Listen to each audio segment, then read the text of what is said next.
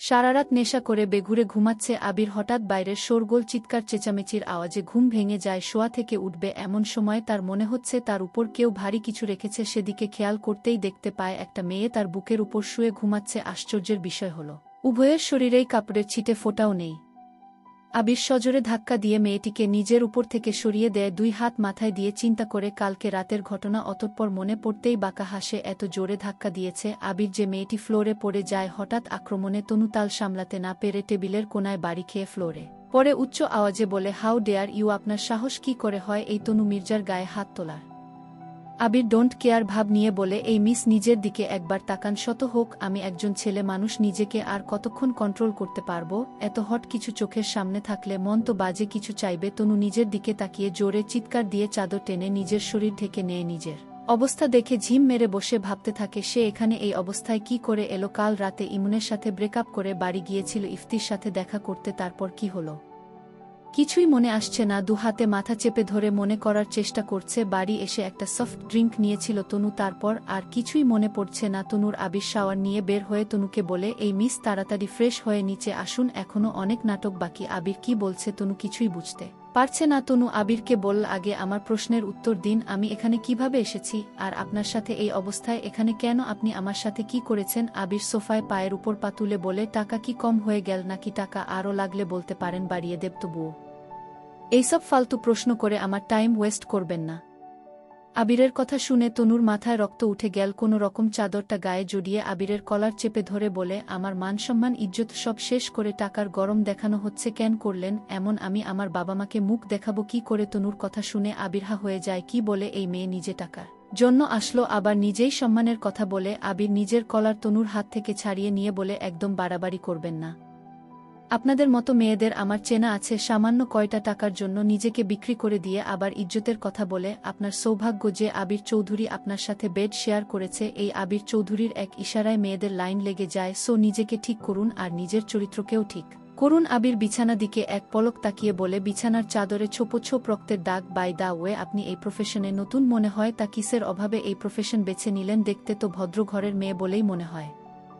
আবিরের কথা শুনে তনুর মাথায় রক্ত উঠে গেছে। কিছু সময় চুপ থেকে ভাবছে এই ছেলে কখন থেকে আবোলতাবোল বকছে। তনুকে চুপ থাকতে দেখে আবির বলে, এখন তো ভালো ফ্যামিলির মেয়েরাও এসব করে বেড়ায়। সো ড্রামা বন্ধ করে চুপচাপ ফ্রেশ হয়ে আসুন। তনু নিজের নামে এত বাজে কথা সহ্য করতে না পেরে হাতের সামনে থাকা ফ্লাওয়ার বাসটা তুলে নিয়ে আবিরের সামনে এগিয়ে এসে বলে, আর একটাও বাজে কথা বললে মেরে ফেলবো আপনাকে, অসভ্য বাজে লোক। আবির তনুর হাত শক্ত করে চেপে ধরে বলে, সহ্য করছি দেখে মাথায় চড়ে বসেছে। আবির তনুর হাত ধরে টেনে ওয়াশরুম নিয়ে এসে তনুকে বাতপে ফেলে দিয়ে বলে, চুপচাপ ফ্রেশ হয়ে আসুন। আর হ্যাঁ, এখানে যে লাল শাড়িটা আছে এটাই পরবেন। যদি 1-0 মিনিটের বেশি টাইম ওয়েস্ট করেন তো আমি এসে আপনাকে ফ্রেশ করাবো। যদি আমার হাতে ফ্রেশ হতে না চান তো হারিয়া আপ, তবে আপনি চাইলে আমি রাজি আছি।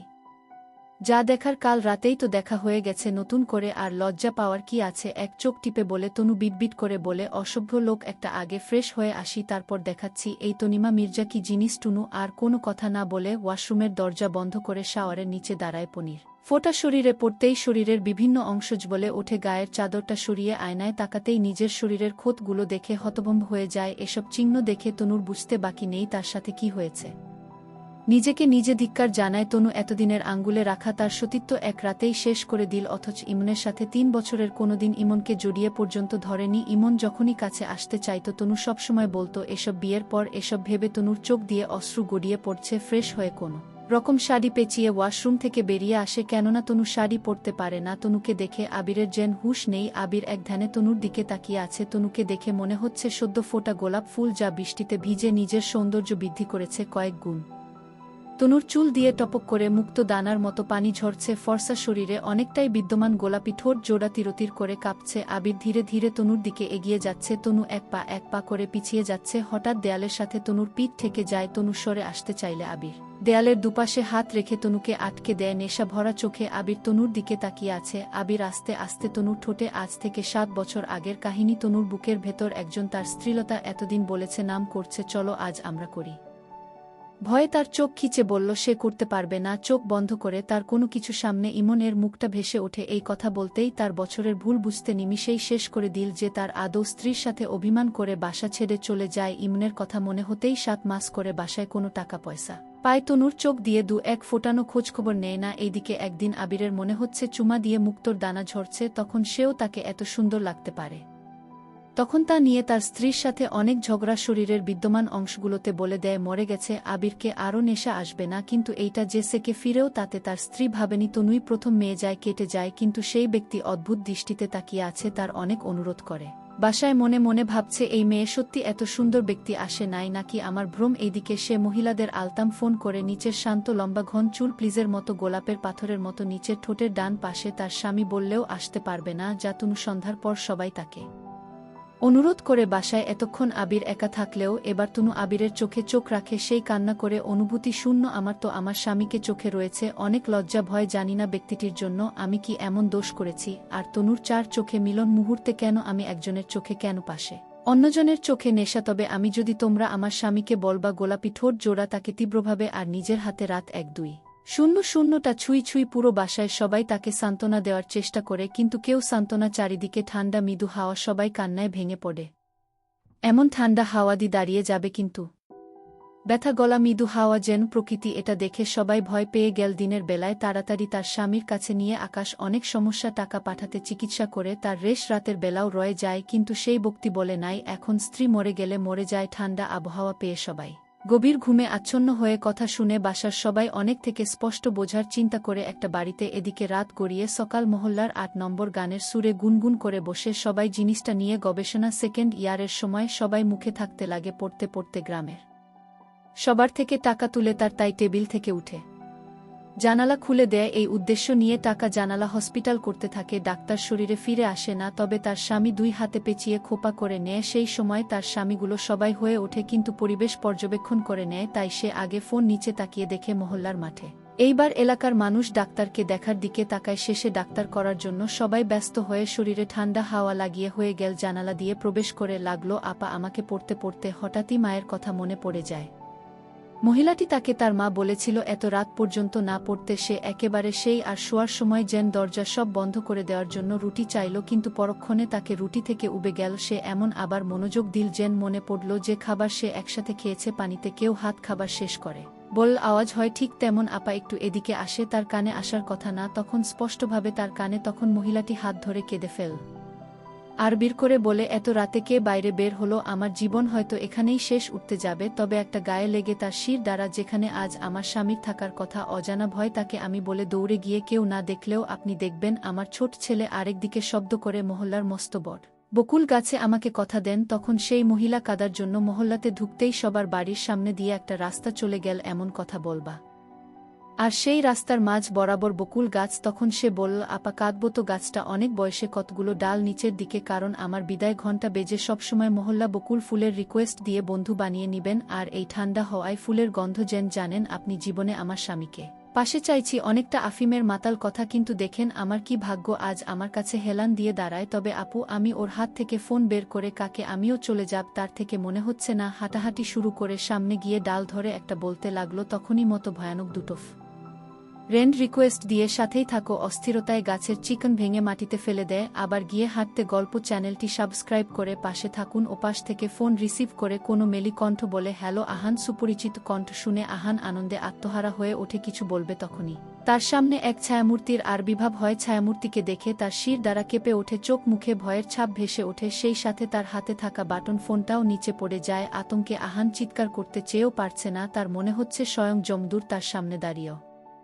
এক ভয়ানক অবজব তার সামনে দাঁড়িয়ে আছে। হাত পায়ে ছুরির মতো লম্বা লম্বা ধারালোক, শরীরে জায়গা জায়গায় গর্ত আর কুচকুচে কালো 2 দিকের দাঁত লম্বা হয়ে থুতুনিতে এসে নেমেছে। আর আগুনের গোলার মতো দুটো চোখ, যে চোখ ভয়ানক দৃষ্টিতে তার দিকে তাকিয়ে আছে। অন্ধকার থাকায় মুখের আকৃতি বুঝে উঠতে পারে না। তারপর ধীরে ধীরে অবজবটি তার দিকে এগিয়ে যায়। আহান দৌড়াতে চাইলে অবজবটি তার ধারালো নখ যুক্ত বিভৎস হাতে তার গলা চেপে ধরে নখগুলো গলায় দেবে। সেখান থেকে রক্ত পড়া শুরু হয়। এক হাতে আহানের গলায় ধরে তাকে শূন্যে তুলে ফেলে গলায় প্রচণ্ড চাপে আহানের চোখ আর জিভ বেরিয়ে যায়।